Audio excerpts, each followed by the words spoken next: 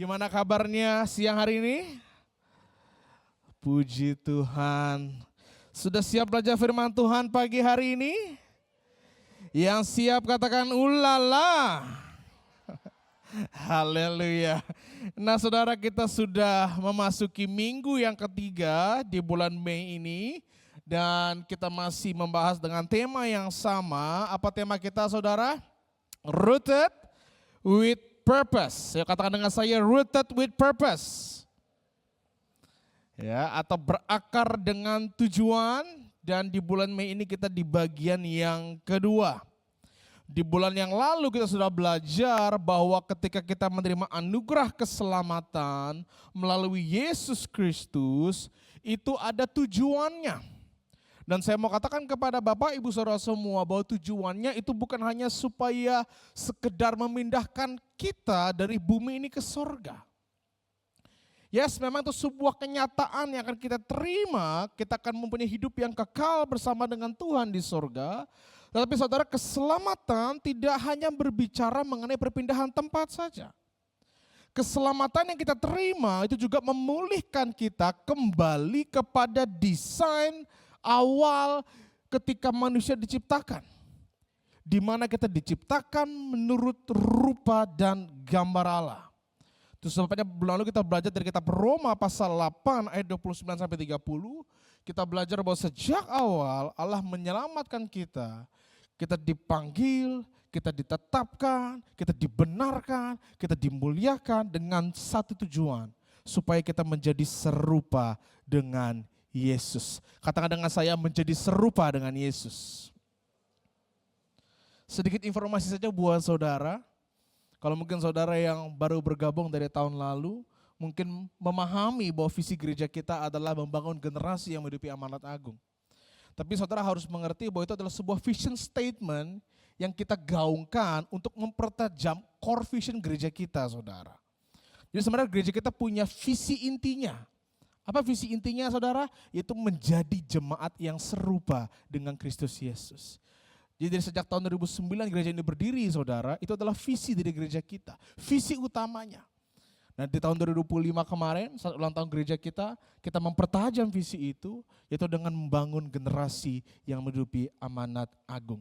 Sekedar informasi saja saudara, supaya saudara tahu ya, bahwa memang ketika kita belajar bahwa kita menjadi serupa, itu adalah tujuan setiap jemaat di sini.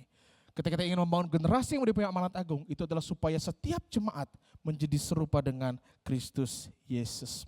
Nah, bulan lalu kita sudah belajar bahwa menjadi serupa dengan Yesus artinya, next slide.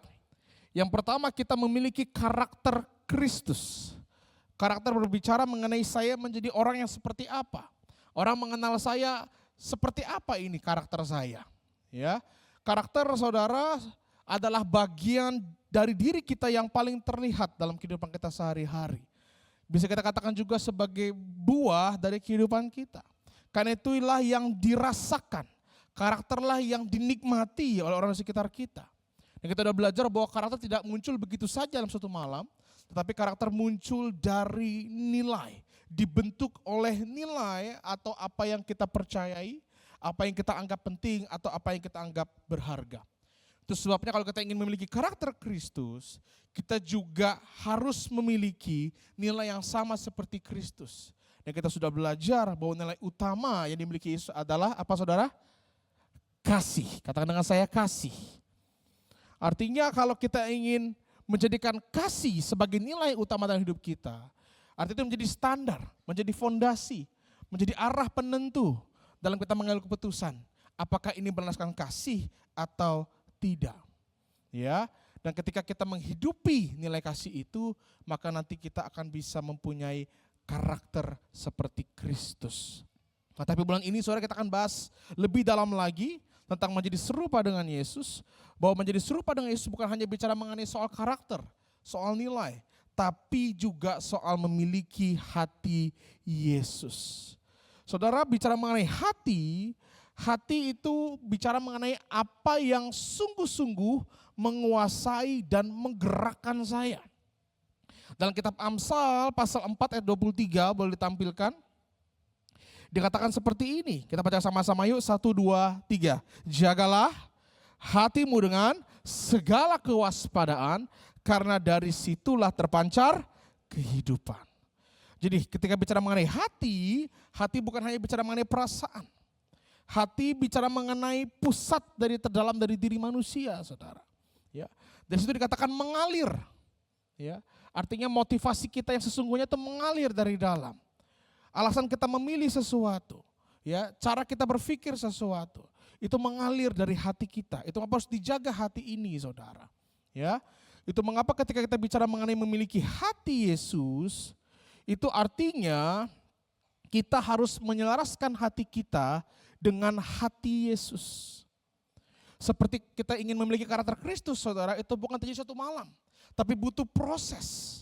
Itu mengapa ada kata menyelaraskan di sini. Karena hati kita itu sebelum mengenal Yesus, hati yang jauh, hati yang menolak, hati yang bengkok. Itu mengapa ketika percaya kepada Yesus, hati kita pun perlu diselaraskan. Supaya apa yang menguasai kita, menggerakkan kita itu sesuai dengan hatinya Yesus. Ketika kita bicara mengenai menyelaraskan hati Yesus, artinya kita ingin merindukan apa yang menjadi keinginan Yesus, apa yang menjadi kehendak Yesus, sekarang juga menjadi kehendak kita. Apa yang menjadi beban hati Yesus, sekarang juga menjadi beban hati kita. Nah, itu perlu dilaraskan, saudara. Perlu disesuaikan. Ya. Nah, kita sudah belajar juga dari minggu pertama bahwa hati Yesus itu intinya digerakkan oleh jiwa-jiwa. Dia datang 2000 tahun lalu ke dunia ini, saudara. Mengambil rupa seorang hamba, menjadi sama dengan manusia. Itu untuk jiwa-jiwa. Kita sudah belajar karena kasihnya begitu besar itu. Itu mengapa dia menjadi sama dengan manusia, saudara.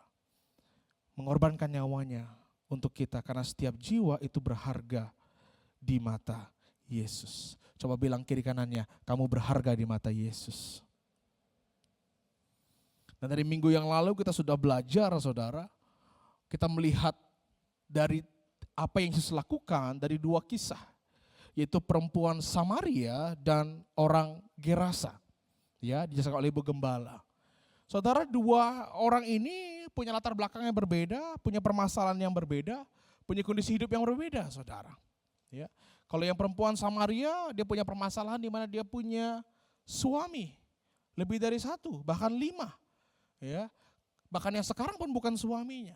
Tapi kalau orang yang Gerasa dikatakan juga dia adalah orang gila, saudara. Sudah diikat gitu. Karena banyak sekali roh jahat di dalam dirinya. Jadi permasalahan yang berbeda. Tapi ada satu kesamaan, saudara. Di mana mereka sama-sama dijumpai oleh Yesus. Perhatikan ini. Dijumpai oleh Yesus. Yesus yang dengan sengaja, saudara, menjumpai kedua orang ini. Yesus menembus batas-batas yang ada. Kalau dari perempuan sama dia sekali bergembala kemarin, ada batas-batas budaya. Dijelaskan bahwa bahkan kalau orang Yahudi laki-laki itu tidak boleh berdiri berdampingan dengan wanita yang bukan Yahudi, saudara. Ya. Tapi Yesus duduk dengan orang Samaria itu, dengan perempuan Samaria itu, untuk khusus menemui wanita itu. Bahkan murid-muridnya pun bertanya. Tapi karena Yesus melihat perempuan Samaria itu sebagai jiwa yang begitu berharga, sehingga dia mau melewati batas-batas itu. Sama juga dengan orang gila di Gerasa. Yesus rela menyeberangi danau itu, saudara. Cuma untuk ketemu satu orang. Dan Ibu Gembala berkata itu orang penting. Tapi bukan pejabat. Malah orang gila, saudara. Supaya apa? Ketika mereka dijumpai, kedua orang itu dipulihkan oleh Yesus, saudara. Yaitu hati Yesus. Di mana dia rela melakukan semua itu. Supaya setiap jiwa itu betul-betul dipulihkan, saudara. Nah, hari kita akan lihat lebih dalam lagi. Apa yang terjadi setelah mereka dipulihkan oleh Yesus. Itu maka kita akan lihat dampak dari hati Yesus ini. Yang sungguh mengasihi jiwa-jiwa ini. Apa dampaknya? Baca dengan saya. Yang dipulihkan menjadi saksi. 1, 2, 3. Ini adalah dampak yang luar biasa.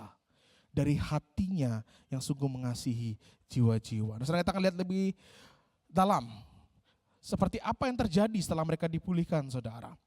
Nah, perempuan Samaria setelah bertemu dengan Yesus, saudara, dan dipulihkan hidupnya, yang dia lakukan adalah ia tidak menyimpan pengalaman itu untuk dirinya sendiri.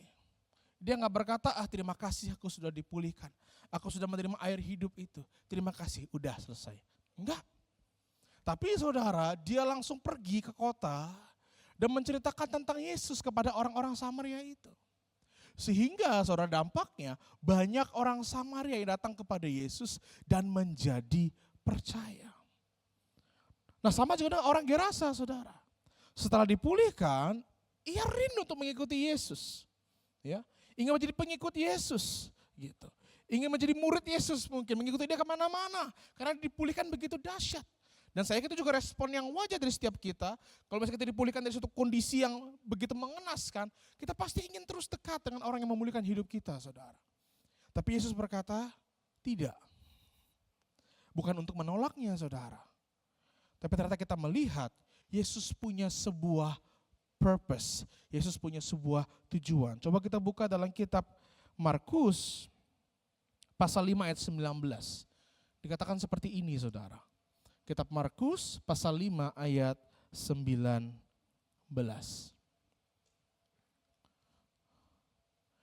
Yesus tidak memperkenankannya. Tetapi ia berkata kepada orang itu, pulanglah ke rumahmu, kepada orang-orang sekampungmu, dan beritahukanlah kepada mereka segala sesuatu yang telah diperbuat oleh Tuhan atasmu dan bagaimana ia telah mengasihani engkau. Jadi Yesus bukan menolak dia dalam artian udah gak usah ikut, bukan. Tapi Yesus tidak mengajaknya, tidak mengiyakannya karena Yesus punya sebuah tugas. Katakan dengan saya, tugas. Ya, ada sebuah tugas. Ketika kamu dipulihkan, Yesus berkata, pulanglah ke kampungmu dan ceritakan ya kepada keluarganya dan orang-orang sekampungnya apa yang Tuhan lakukan baginya. Dampaknya adalah hidup yang dipulihkan itu menjadi kesaksiannya tentang belas kasihan Tuhan. Saya yakin dan percaya ketika orang-orang yang melihat orang gila di Gerasa itu, saudara, pasti kaget. Karena selama ini pasti mereka tahu bahwa ini orang udah dirantai ini. Artinya jangan sampai lepas. Karena kalau lepas bahaya. Saudara bayangin tiba-tiba melihat orang gila itu lari. Ya. Lepas dia, lepas. Tangkap lagi. Gitu ya. Tapi tiba-tiba mereka melihat ada sebuah perubahan yang luar biasa. Mungkin mereka melihat orang gila itu udah bisa ngomong dengan baik.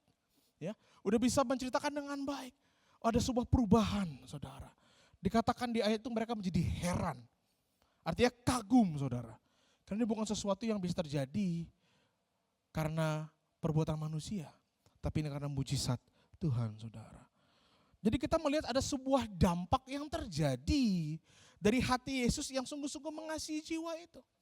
Next slide. Satu dampak besar dari hati Yesus adalah bahwa orang yang telah dipulihkan itu tidak berhenti pada dirinya sendiri. Dalam artian begini, saudara, ketika Yesus menjamah hidup orang itu, Yesus bukan hanya memulihkan orang itu supaya hidupnya menjadi lebih baik. Tetapi lebih dari itu, saudara, kerinduan Tuhan adalah supaya orang yang dipulihkan itu juga bisa dipakai menjadi saksi bagi orang lain. Karena itu perhatikan ini, saudara. Pemulihan yang Tuhan kerjakan di dalam kehidupan kita itu tidak pernah hanya bersifat pribadi. Saya ulangi sekali lagi. Pemulihan, pertolongan Tuhan yang Tuhan kerjakan dalam hidup kita itu bukan hanya bersifat pribadi. Jadi kalau kita berkata Tuhan tolong aku, Tuhan pulihkan aku, Tuhan selamatkan aku, dan Tuhan tolong saudara, itu bukan hanya untuk konsumsi pribadi saudara. Bukan untuk konsumsi kita. Tapi apa yang Tuhan kerjakan harus berdampak keluar. Yang mengerti katakan amin. Ya. Terus mengerti apa yang Tuhan sudah lakukan dalam hidupmu. Itu harus juga kita bisa bagikan kepada orang lain. Karena ketika Yesus menjamah satu jiwa itu, dia rela menembus batas-batas itu, saudara. Pemulihan yang terjadi atas orang itu ternyata menjadi pintu bagi jiwa-jiwa lain untuk datang kepadanya. Yes, mungkin yang dipulihkan hanya itu jiwa. Mungkin tadi ada perempuan Samaria, Mungkin tidak ada orang gila di Gerasa. Hanya satu saudara. Tapi perhatikan ini. Satu orang itu punya keluarga. Satu orang itu punya teman. Satu orang itu punya lingkungan. Satu orang itu punya komunitas. Satu orang itu ada bisa mempunyai beberapa generasi di bawahnya. Artinya ketika satu jiwa itu hidupnya benar-benar diubahkan oleh Yesus, kesaksiannya bisa menjangkau orang-orang yang ada di sekitarnya, bahkan bukan hanya orang sekitarnya, tapi bahkan sampai generasi-generasi di bawahnya, saudara. Itu mengapa jangan pernah meremehkan satu jiwa yang mungkin Tuhan pernah taruh dalam hidupmu, atau yang mungkin sekarang Tuhan sedang taruh dalam hidupmu. Mungkin hanya engkaulah yang jadi dapat jembatan untuk dia bisa mengenal Yesus. Mungkin dia capek mungkin dengar keluhannya, dengar curhatannya, ngelihat tindakannya mungkin aduh gini lagi. Tapi jangan remehkan satu jiwa itu yang mengerti, katakan amin. Karena satu jiwa yang Tuhan percayakan itu bisa saja menjadi pintu untuk kemenangan dari berbagai generasi. Mungkin ada satu orang yang Tuhan sekarang sedang taruh di hati saudara, untuk saudara doakan. Mungkin ada satu orang yang sekarang Tuhan sedang taruh dalam hidup saudara, menemani dia, mungkin sedang lemah. Jangan remehkan itu, saudara. Kita nggak pernah tahu, jiwa yang kita layani hari ini bisa jadi pintu bagi berbagai jiwa, bahkan sampai generasi. Satu jiwa yang dipulihkan bisa menjadi awal dari pemulihan banyak jiwa lainnya. Yang mengerti katakan amin. Ya. Jadi saudara, kalau satu jiwa yang dipulihkan bisa menjadi pintu bagi banyak jiwa, itu mengapa kalau kita dalam kehidupan kerohanian kita, pertanyaannya sekarang bukan hanya apakah saya sudah mengalami kasih Tuhan, apakah saya sudah mengalami pertolongan Tuhan. Fokusnya jangan kepada apa yang kita alami lagi, tapi sekarang pertanyaan juga harus apakah hidup saya sudah menjadi kesaksian tentang kasih Tuhan. Dari saudara pertama kali menerima Kristus, hidup saudara diubahkan, saudara menerima keselamatan. Sampai sekarang banyak yang Tuhan sudah kerjakan, apakah kita sudah menjadi kesaksian bagi Tuhan? Atau selama ini kita hanya berfokus untuk menerima saja dan menyimpannya sendiri dan tidak pernah membagikannya kepada orang lain. Nah, sekarang saya akan ajak saudara untuk baca satu ayat yang kita baca tadi di awal, saudara. Kita buka dalam 2 Korintus pasal 5 ayat 17 sampai 20. Kenapa menjadi saksi itu begitu penting dalam hidup kita, saudara? Yuk kita baca sama-sama yuk. 1, 2, 3. Jadi siapa yang ada di dalam Kristus, ia adalah ciptaan baru. Yang lama sudah berlalu, sesungguhnya yang baru sudah datang. Dan semuanya ini dari Allah, yang dengan perantaraan Kristus telah mendamaikan kita dengan dirinya dan yang telah mempercayakan pelayanan pendamaian itu kepada kami. Sebab Allah mendamaikan dunia dengan dirinya oleh Kristus dengan tidak memperhitungkan pelanggaran mereka. Ia telah mempercayakan berita pendamaian itu kepada kami. Jadi kami ini adalah utusan-utusan Kristus. Seakan-akan Allah menasihati kamu dengan perantaraan kami.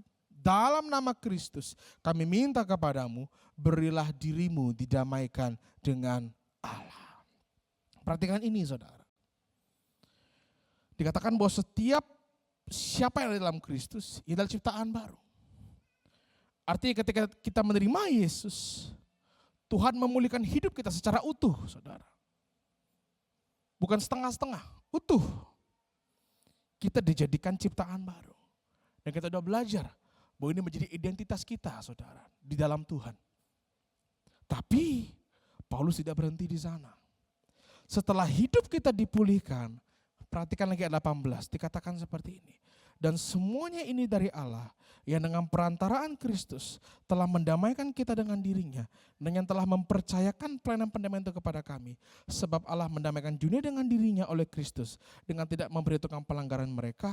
Ia telah mempercayakan berita pendamaian itu kepada kami. Perhatikan kata ini, saudara. Ada kata mempercayakan. Artinya ketika dari pengorbanan Kristus kita didamaikan dengan Allah, itu bukan hanya memulihkan hidup kita, tapi ternyata Tuhan juga mempercayakan sesuatu kepada kita. Apa yang dipercayakan? Dikatakan ada pelayanan pendamaian dan berita pendamaian. Dan itu dipercayakan.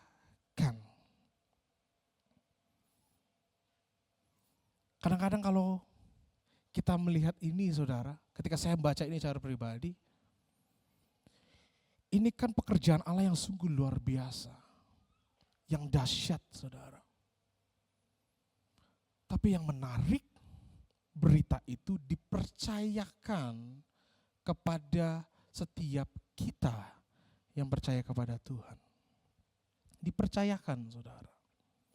Kita ini masih sering kadang-kadang jatuh bangun dalam dosa. Masih sering mempertanyakan Tuhan.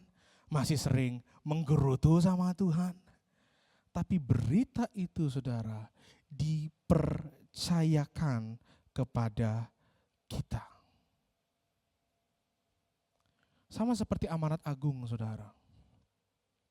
Dikatakan, aku sudah menerima segala kuasa di sorga dan di bumi. Karena itu pergilah. Ini kan menarik saudara. Kalau misalnya, yang seperti yang pernah gambarkan saudara, kalau misalnya saya David Ridwan Milando, yang diberikan segala kuasa di sorga dan di bumi, saya gak akan berkatakan itu pergilah. Karena segala kuasa di sorga dan di bumi gak ada pada saya David Ridwan Milando, saya langsung gimana? Kayak Thanos kan? Ting, ubah semua manusia, langsung gitu, ya kan? Jadi murid Tuhan, selesai saudara, nggak perlu ribet-ribet.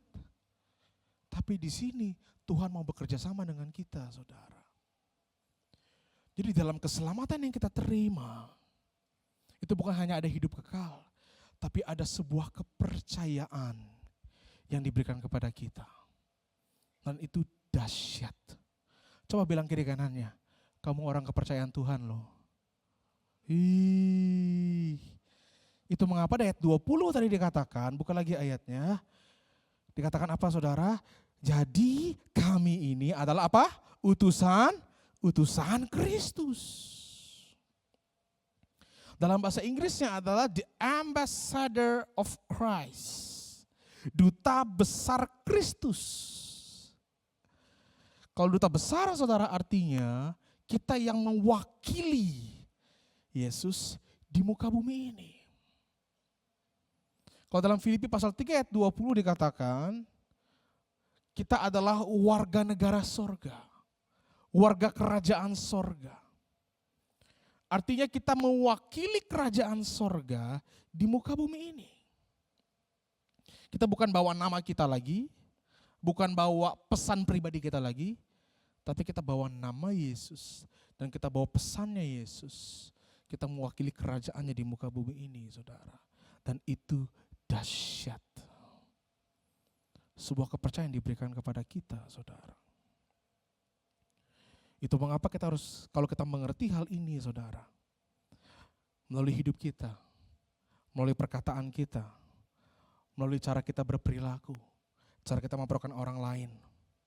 Seharusnya orang di luar sana yang belum mengenal Yesus bisa melihat bahwa oh ini loh ternyata utusan-utusan Kristus yang hidupnya menjadi saksi bagi Kristus.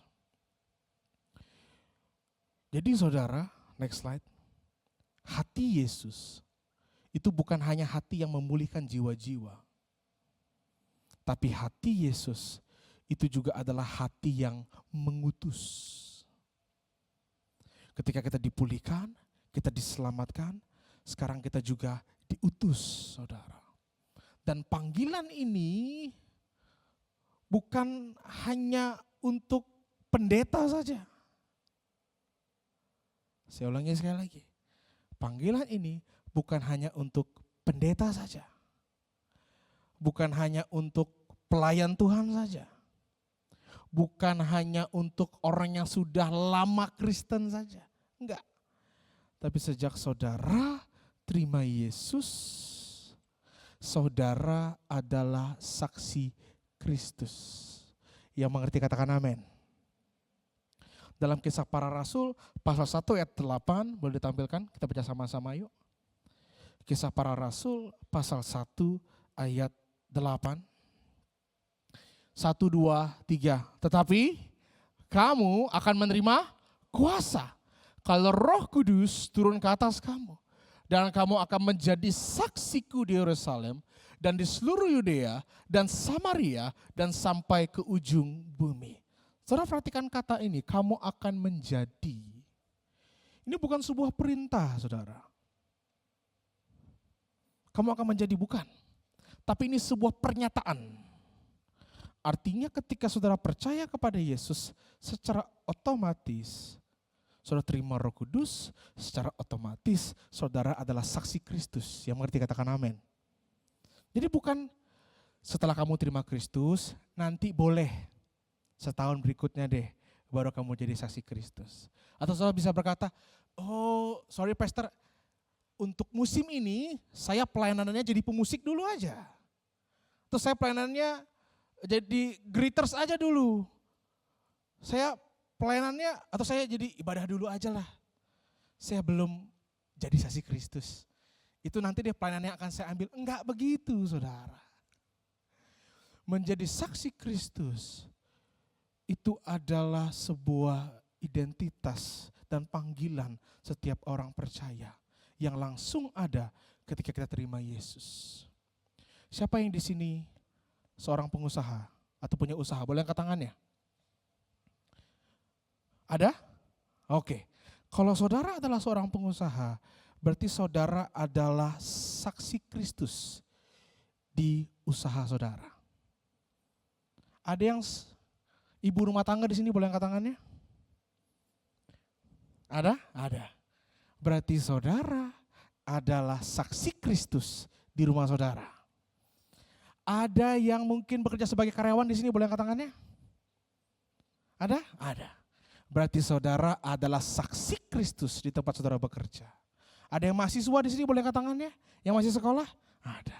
Berarti saudara adalah saksi Kristus di kampus saudara. Jadi tidak peduli pekerjaan saudara, tidak peduli apa status saudara, tidak peduli sudah berapa lama saudara jadi orang Kristen, gak ada hubungannya di situ. Sejak saudara terima Yesus, saudara adalah saksi Kristus. Yang mengerti katakan amin. Ya, ikuti saya adalah saksi Kristus. Bilang lagi kiri kanannya, kamu adalah saksi Kristus. Yang percaya kita beri kemuliaan bagi Tuhan yang dahsyat saudara. Jadi ketika kita bicara menjadi serupa dengan Yesus, dengan memiliki hati Yesus, itu artinya kita bersedia dipakai Tuhan untuk menjadi saksi. Yes, identitasnya dan panggilannya sudah ada. Tapi terkadang yang jadi masalah adalah ini. Gak mau bersedia untuk menjadi saksi Kristus, saudara.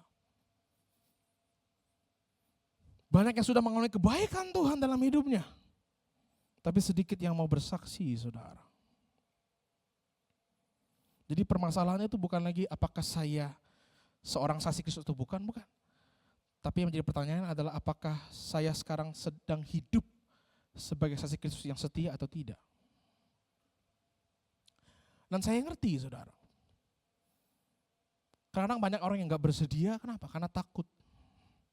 Saya dulu juga takut untuk menjadi saksi, saudara. Takut untuk bersaksi. Walaupun saya anak pendeta, saya takut untuk bersaksi, saudara. Kenapa? Karena dulu saya pendekar. Anak pendeta tapi pendekar, saudara. Jadi malu rasanya mau cerita sama teman-teman. Gitu. Dan mungkin juga banyak di pikiran saya, aduh kalau saya menjadi saksi Kristus, aduh saya harus hafal banyak ayat nih. Atau kita berpikir, aduh kalau saya jadi saksi Kristus, aduh saya harus kuat dengan doktrin dulu nih. Atau kalau saya menjadi saksi Kristus, aduh saya harus bisa khotbah panjang dulu nih. Jadi bisa ngejelasinnya dengan mudah. Tapi saya mau katakan hari ini saudara, menjadi saksi Kristus itu sederhana kok. katakan dengan saya, menjadi saksi Kristus itu sederhana.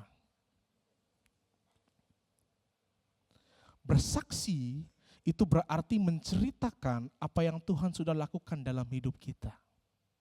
Saya ulangi sekali lagi. Bersaksi berarti menceritakan apa yang Tuhan sudah lakukan dalam hidup kita. Dari peristiwa yang kita pelajari, saudara, tentang perempuan Samaria dan orang gila di Gerasa. Setelah mereka dipulihkan, saudara, lihat apa yang mereka lakukan. Kalau perempuan Samaria itu cuma berkata kepada orang di kotanya, mari lihatlah bahwa ada orang yang bisa mengetahui kedalaman hatiku. Karena perempuan Samaria itu dia tidak menyebutkan masalahnya, tapi Yesus tahu kedalaman hatinya. Dia cuma berkata seperti itu, cuma menceritakan apa yang dia alami. Secara sederhana aja. Orang gila juga sama. Dia langsung pergi menceritakan apa yang dia alami. Mereka enggak, mau kesaksian ya? Kami sekolah dulu deh 1 tahun deh. Baru kami kesaksian. Kami ikuti pembelajaran Alkitab, pendalam Alkitab selama setahun dulu deh, baru saya kesaksi. Enggak, saudara. Ketika mereka mengalami itu, saat itu juga mereka mulai menceritakan apa yang mereka alami bersama dengan Tuhan. Saya bukan berkata bahwa belajar firman itu enggak penting.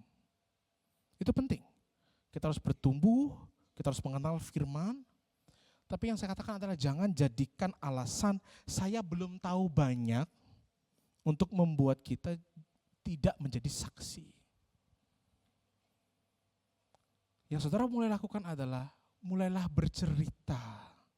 Saya bukan berkata mulailah berkhotbah, mulailah mengajar, enggak, mulailah bercerita. Saudara, kalau saudara ke Serdam, ada satu restoran, saudara. Dia masak babi, samcan. Samcannya bukan digoreng biasa. Samcannya dia ada crispy-crispy-nya, saudara. Lalu pakai sambal bawang, enak banget. Dia namanya samcan crispy sambal bawang. Harganya murah, saudara. Gak sampai 50.000. Itu enak banget. Saudara harus pergi, ada di Serdam. Namanya kedai Porky, saudara. Saudara tahu apa yang saya lakukan? Biasa kalau saudara ingin coba restoran, apa yang saudara lakukan? Apalagi sekarang udah makin dengan media sosial, apa yang saudara lakukan? Ngecek review. Enak gak nih ya, kata orang nih ya. Istri saya, bukan istri saya. Saya korban dari istri saya yang kemakan TikTok banyak, saudara. Ini enak nih, nyobain pas makan, halah. Tapi sepenting itu loh review, ngerti gak saudara? Karena ada orang yang sudah punya pengalaman, lalu menceritakan pengalamannya, sederhana sekali. Seperti saya katakan tadi, enak banget, babi, samcan, crispy, sambal bawang, saudara harus coba. Ya, habis ini pasti rame di situ. Ya. Saya udah bawa beberapa volunteer ke sana, saudara. Ya. Kami habis pelayanan lapas, saya bawa ke sana, sampai jadi langganan, saudara, balik situ lagi. Karena enak banget. Tapi kayak gitu loh, karena saudara punya pengalaman dengan Tuhan, saudara hanya sharekan saja apa yang saudara alami. Kita gak bicara doktrin yang mendalam. Kita gak bicara harus banyak hafal ayat, itu bisa nanti. Tapi yang saudara bisa lakukan dengan apa yang ada di tangan saudara. Benih yang Tuhan sudah kerjakan dalam hidup saudara, itu perubahan hidup saudara. Ceritakanlah itu kepada orang di sekelilingmu. Dan percayalah, itu adalah benih yang saudara tabur. Dan suatu saat, kita yakin dan percaya, Tuhan yang akan mengubahkan orang itu, memulihkan orang itu, membuat orang itu bisa datang kepada Yesus, dan orang itu diselamatkan. Siapa yang rindu mengalami itu di dalam teman-teman saudara, orang tua saudara, keluarga saudara, siapa yang rindu? Dan itu bilang kiri kanannya, mulai cerita yuk. Setiap orang pasti punya cerita. Pasti punya cerita. Setiap orang pasti punya cerita, saudara. Siapa yang pernah gagal? Boleh angkat tangannya. Siapa yang pernah kecewa boleh angkat tangannya? Siapa yang punya banyak kelemahan angkat tangannya? Kita semua pasti punya cerita, saudara. Dan sekecil apapun itu, saudara ceritakanlah. Gak usah tunggu kesaksian saudara kayak kedua tokoh tadi. Tunggu saudara selingkuh 5 kali dulu baru saudara kesaksian. Atau tunggu saudara jadi orang gila dulu baru saudara kesaksian. Enggak. Ketika saudara bersaksi gak perlu juga cerita-cerita yang dramatis atau cerita yang besar. Ya kalau ada ya puji Tuhan, tapi kalau ada cerita yang sederhana aja. Dulu saya hidup dalam ketakutan, tapi ketika saya diselamatkan oleh Yesus, saya punya damai sejahtera dalam hati saya. Itu aja simpel, saudara. Apa yang saudara sharingkan, itu jadi benih bagi orang. Mungkin secara tanpa sadar, ternyata orang itu pun juga hidup dalam ketakutan. Ketika mendengar kisah saudara, hidup dia dipulihkan, saudara.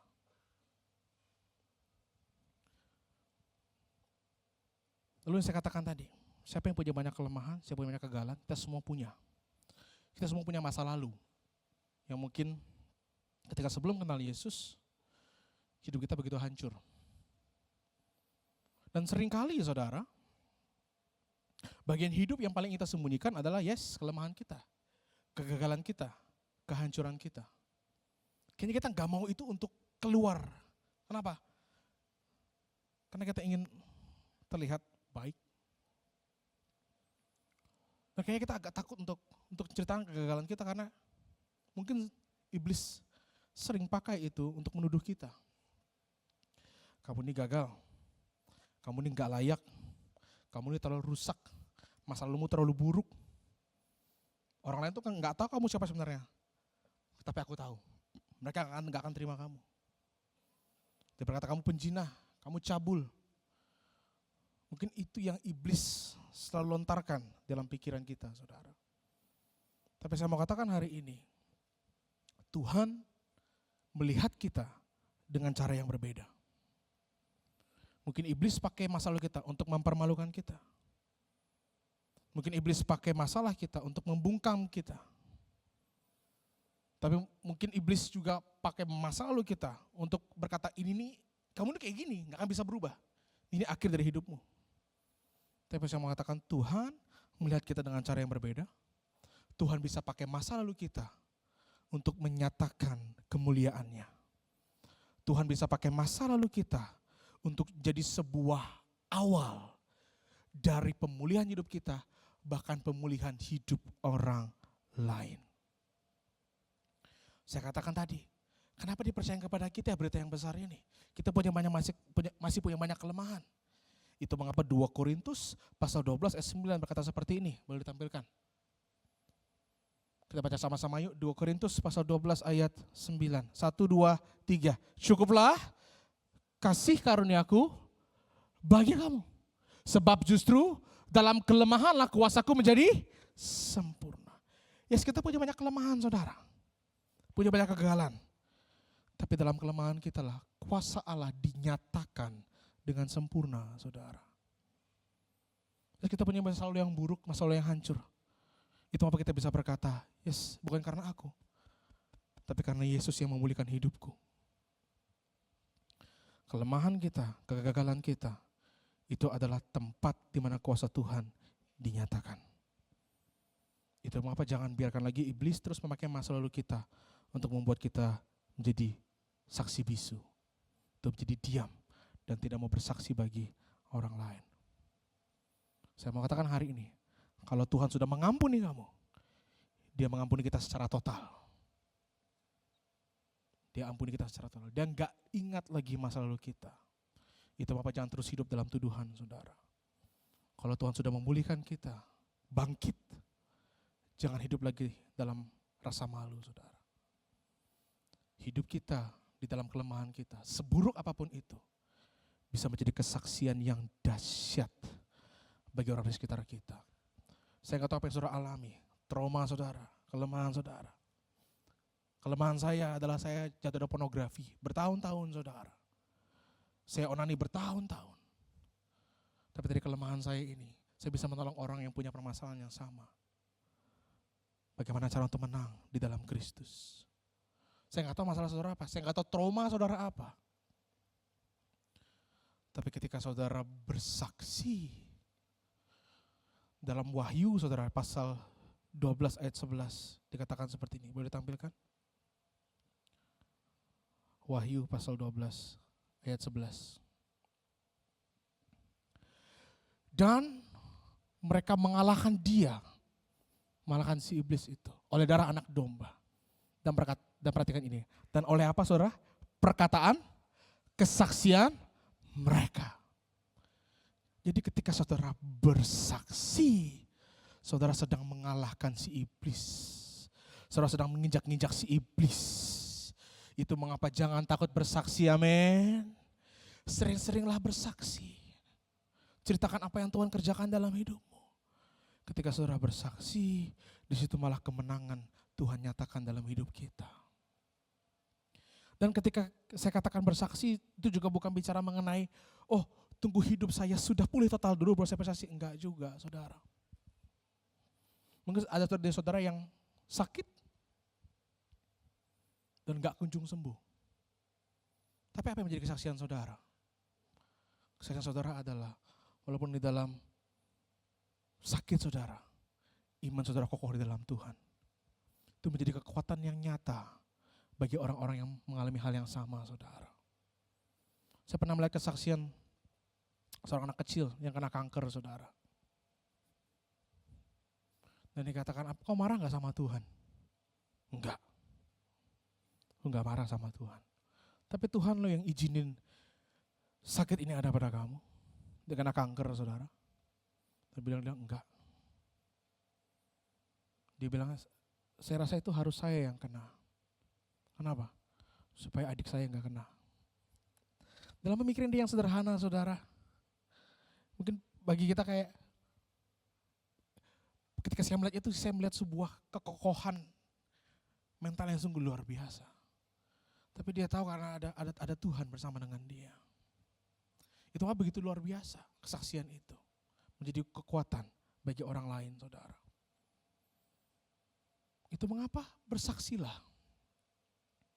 Bersaksilah bagaimana Tuhan menyertai saudara dalam badai saudara. Walaupun badainya belum selesai.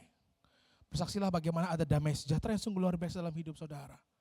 Walaupun badainya belum selesai. Itu menjadi kesaksian juga bagi orang-orang di sekitar kita saudara. Sekecil apapun. Jangan remehkan apa yang Tuhan sudah kerjakan. Kesaksian kita mungkin sederhana. Tetapi di tangan Tuhan, kesaksian sederhana itu bisa menjadi pintu yang dahsyat, yang terbuka lebar bagi orang lain untuk mengenal Yesus. Yang mengerti katakan amin. Ingat yang gembala katakan di kenaikan saudara. Bahwa hidup kita digambarkan seperti kitab ke-67. Mungkin orang lain belum membaca 66 kitab yang ada di Alkitab.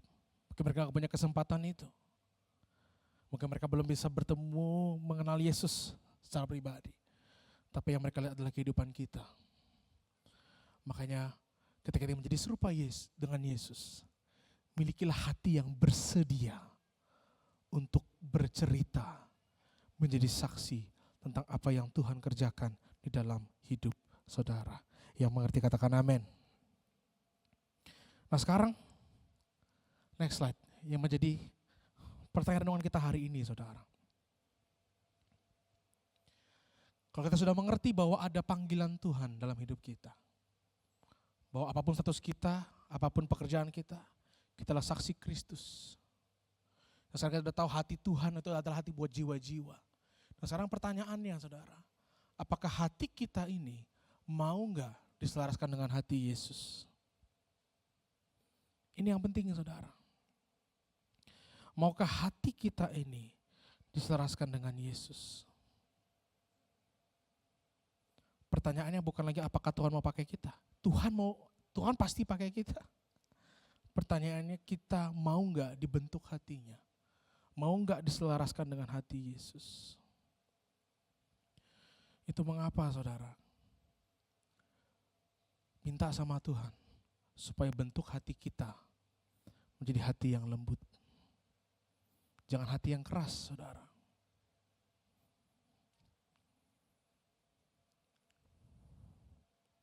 Hati yang lembut itu bicara mengenai hati yang mau digerakkan oleh Tuhan. Kalau hati yang keras, saudara, itu terkadang harus berkali-kali, atau bahkan mungkin Tuhan harus sampai mendisiplin kita supaya hati kita menjadi lembut, saudara. Jangan jadi hati yang keras. Kalau saudara sudah tahu ada yang salah, jangan terus menunda. Kalau saudara tahu misalnya hari ini, saya sakit hati, saya harus mengampuni. Jangan menunda, saudara, tapi ampuni. Jangan jadi hati yang keras, saudara. Bentuklah hati saudara menjadi hati yang lembut. Kalau digambarkan dalam kitab Wahyu bahwa Tuhan mengetok pintu hati kita, Tuhan mengetoknya gimana? Apakah ketika Tuhan mengetok pintu hati kita seperti kita sudah buka hati kita? Oh Tuhan silakan masuk, ada apa? Mau ngomong tentang apa hari ini? Oh ya, hati saya luka nih Tuhan. Saya ingin ampuni orang itu. Oh ya Tuhan, pakai saya. Tuhan ketok. Ternyata Tuhan harus ketoknya kayak gini. Bahkan udah berkali-kali Tuhan ketok. Udah berminggu-minggu, berbulan-bulan, bertahun-tahun kita gak mau buka hati kita, saudara. Tuhan udah ketok gitu. Buka hatimu nak, aku mau masuk. Pertanyaannya, hati kita mau diselaraskan gak dengan Tuhan? Jangan-jangan selama ini di depan pintu Tuhan sudah ngetok berkali-kali. Buka pintu hatimu nak. Biar aku masuk, mengubahkan hidupmu. Tapi saatnya hati kita keras. Gitu. Gak mau denger, Roh Kudus sudah ngomong berkali-kali, kita gak mau denger. Tapi bukalah hati kita, saudara. Hari ini jangan keraskan lagi hati kita. Tapi biarkan Tuhan masuk ke dalam hatimu. Bekerja dalam hidupmu. Sehingga Tuhan bisa menggerakkan hati kita untuk peduli kepada jiwa-jiwa. Untuk kita bisa merespon kepada hatinya Tuhan. Kalau Tuhan hari ini mengingatkan kita untuk menjadi saksi, jangan diam. Tapi seperti Yesaya. Coba kita buka dalam Yesaya pasal 6 ayat 8. Kita baca sama-sama yuk. Yesaya pasal 6 ayat 8. Seperti ini hati kita. Kita baca sama-sama yang 1, 2, 3. Lalu aku mendengar suara Tuhan berkata, siapakah yang akan kuutus? Dan siapakah yang mau pergi untuk aku? Maka sautku, ini aku, utuslah dia.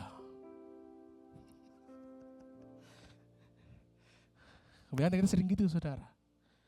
Ini aku Tuhan, utuslah dia, aku nanti aja. Tapi hari ini, kalau Tuhan sudah panggil, buka hati kita, amin. Bilang sama Tuhan, Tuhan ini aku. Utuslah aku untuk menjadi saksimu. Selaraskanlah hatiku Tuhan dengan hatimu. Supaya aku juga merespon kepada jiwa-jiwa. Dan kalau saudara merespon terhadap jiwa-jiwa, percayalah maka berkat Tuhan itu akan mengalir dalam hidup saudara. Kalau kitab Matius pasal 6 dikatakan, saya dahulu kerajaan ada kebenarannya, maka semuanya akan ditambahkan kepadamu. Sedikit kesaksian sebelum menutupi khotbah saya hari ini saudara. Waktu itu saya pernah sakit pinggang. Bukan pernah sakit pinggang, saya selalu sakit pinggang. Karena badan saya agak sispek saudara ya, agak langsing, jadi sering sakit pinggang. Gitu ya. Jadi kalau saya duduk di lantai agak lama sakit sudah. Ya, bahkan baru bentar aja kadang udah sakit. Gitu. Aktivitas yang agak gini-gini udah sakit saudara. Waktu itu saya sakit pinggang agak parah saudara, sehingga hampir berminggu-minggu saya baring. Tapi waktu itu ada pelayanan KKR young adults di sini yang sudah jadwal dari lama, saudara. Dan pada hari pelayanan, bahkan sebelum pelayanan tuh saya masih sakit. Saya masih minum obat, saya masih gak enak sekali pinggang ini. Saya berkata, aduh Tuhan, kayaknya apa ganti orang aja ya. Gitu. Apa gak usah pelayanan aja ya gitu. Karena sakit pinggang agak susah, saudara. Top pelayanan dengan sakit pinggang itu. Tapi Roh Kudus berkata, tetap pelayanan. Tetap pelayanan aja. Walaupun kamu sakit pinggang. Jadi ketika saya datang dari awal, saya pun masih minum obat, saya masih berdiri di dinding gitu karena sakit gitu, susah. Saya pelayanan masih sakit, pinggang saya agak sulit gitu. Tapi Roh Kudus bilang, tetap maju pelayanan. Lalu ketika saya pelayanan, saya mulai berkhotbah.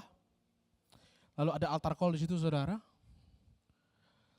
Roh Kudus bilang, berlutut. Lalu kami semua berlutut, saudara. Ada dengan anak-anak yang otot waktu itu kami berlutut. Lalu setelah itu saya mendoakan mereka. Karena berlutut, doanya artinya juga harus berlutut. Dengan badan saya langsing ini, saudara, dan senang sakit pinggang, itu susah sekali, saudara. Tapi ketika saya mulai berdoain mereka anak satu-satu, saudara, itu yang maju ada sekitar 100-an, saudara. Saya doain mereka satu persatu, walaupun sambil berlutut, saudara, bangkit lagi, duduk lagi, bangkit lagi, duduk lagi, saudara. Saya udah gak mikir lagi, saya doain mereka satu-satu.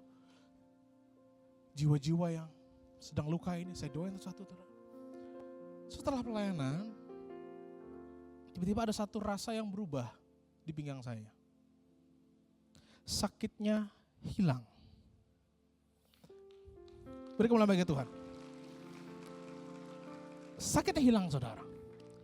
Setelah KKR itu saya bilang sama anak-anak yang otak waktu itu, saya kesaksian dulu, saya bilang. Tadi saya pelayanan saya sakit, tapi pulang ini saya gak sakit lagi. Saya bisa gini-gini, saya tunjukkan kepada mereka. Gitu. Dan dahsyatnya, saudara, sampai sekarang saya gak pernah sakit pinggang lagi. Mau duduk di lantai, nunggu gini apa, gak ada sakit lagi, saudara.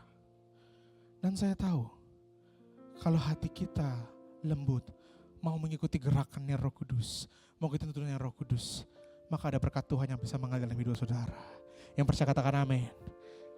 Itu terjadi pada saya, tapi saya yakin mujizat yang sama yang nyata dapat terjadi dalam hidup saudara yang percaya. Kita beri kemuliaan bagi Tuhan kita yang dahsyat. Itu mengapa selaraskan hatimu dengan Tuhan. Ketika ada firman yang berkata, apapun yang kamu ingini, bawa dalam doa dan Tuhan akan menjawab. Dan saya mau katakan, doa yang selaras dengan keinginannya Tuhan pasti dijawab. Itu mengapa keselarasan hati ini penting sekali dengan Tuhan, saudara. Hati yang mau dituntun oleh Roh Kudus. Ketika hati kita rindu akan jiwa-jiwa, maka nanti berkat yang lain itu akan ditambahkan kepadamu. Enggak usah dipikirin, saudara. Bagian kita mengincar apa yang menjadi isi hatinya Tuhan. Kita mengincar, kita merindukan untuk memiliki hati Yesus. Yang mengerti katakan amin. Semua mau memiliki hati Yesus?